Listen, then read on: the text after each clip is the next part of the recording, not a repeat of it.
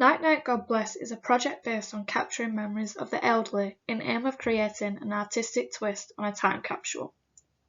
The photo in the background of this presentation was taken by myself one evening when I was sat on the beach. I was talking to the brightest star who I thought was my gran.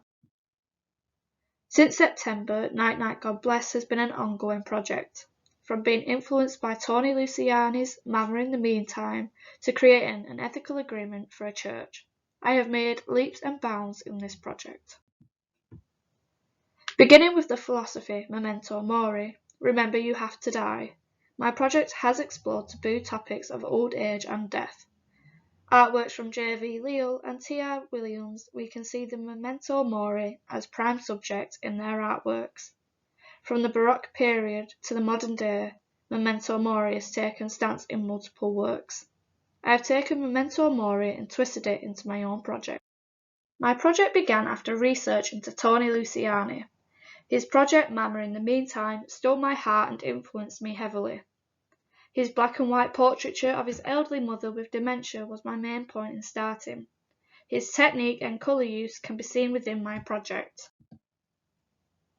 With thoughts of where to begin, on one Tuesday seminar I remembered the first ever photo I took with my first ever camera on Christmas Day. It was of my great-grand Doreen Anderson. My great-gran passed last year, and with that I wanted to commemorate and begin my project in her memory. I am now going to recite the poem I had written for my gran's funeral, beginning with my first ever photo that I took of my gran that I had mentioned previously. So here we go. Grandma, things were easy with you.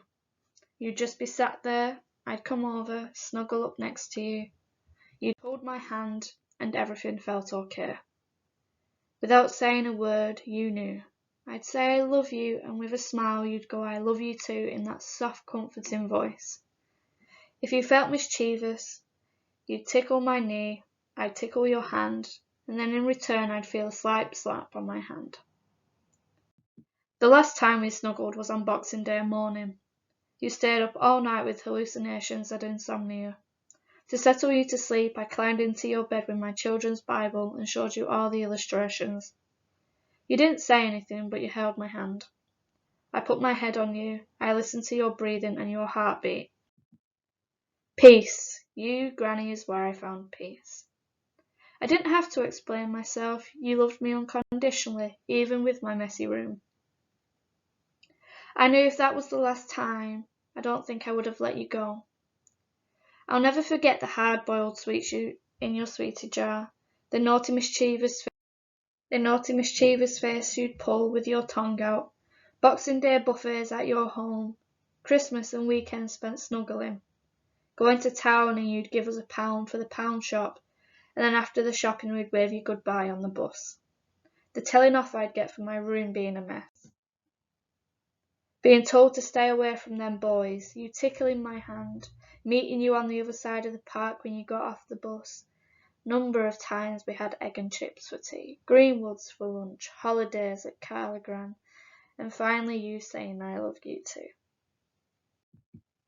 God's got you now, Granny, you can eat all the biscuits you want to. There's no more suffering or fighting. I love you. I'm going to finish with this photo of my brother, my sister and my gran and I of when we was younger.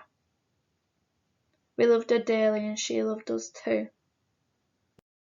After a year without painting, I decided to pick up my paintbrushes and attempt a monochrome acrylic painting of one of my favourite photos I have taken of my gran. As you can see, it's still a work in progress, much like this project. With more ideas such as an installation piece with my granny's suitcase filled with her most favourite things like biscuits and a pack of cards with the tag saying from Manchester to Carligran. I also thought of creating a playlist of her favourite hymns and songs, like Smile by Nat King Cole, Old Rugged Cross, and Make Me a Channel of Your Peace. Creating such a sensitive collection of works, I wanted to keep my granny's memories last that one little bit longer.